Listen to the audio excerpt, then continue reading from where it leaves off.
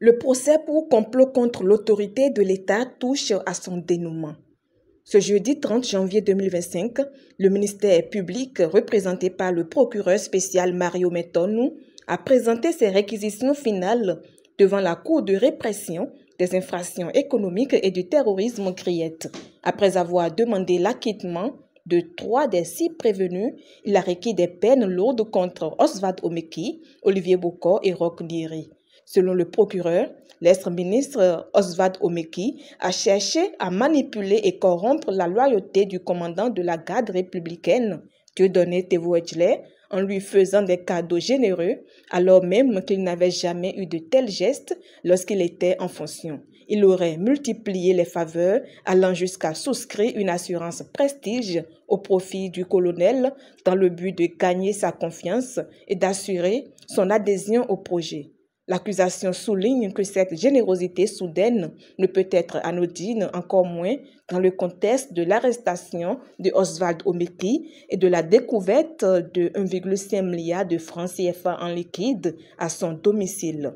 L'ancien ministre a donné des explications fluctuantes sur l'origine et la destination de cet argent.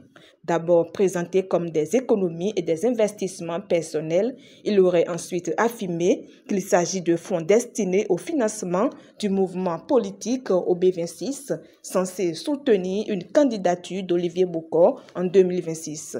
Le procureur a également pointé du doigt le comportement suspect de Omeki le jour de son arrestation. Il aurait accueilli lui-même ses invités, fermé le portail en écartant ses agents de sécurité et interdit l'enregistrement des visiteurs dans le registre de sécurité. Pour le ministère public, ces précautions montrent une volonté de dissimuler des éléments compromettants. Concernant l'homme d'affaires Olivier Bokor, le procureur affirme que les réponses aux questions qui a intérêt, qui a les moyens de financer, qui a financé mènent toutes à l'homme d'affaires. Selon l'accusation, Olivier Bokor aurait été le véritable commanditaire, finançant et organisant les opérations en sous-main. Au terme de son réquisitoire, le ministère public a requis 10 ans de réclusion criminelle contre Oswald Omeki et Olivier Bokor, 20 ans de réclusion criminelle contre Roch Niri, l'acquittement des 3 autres co-accusés. Avec ces réquisitions, le sort des prévenus est désormais entre les mains de la Cour de répression des infractions économiques et du terrorisme qui, après plusieurs semaines de débats et de témoignages, devra rendre son verdict. L'issue de ce procès, marqué par de nombreux rebondissements, est très attendue dans le paysage politique béninois.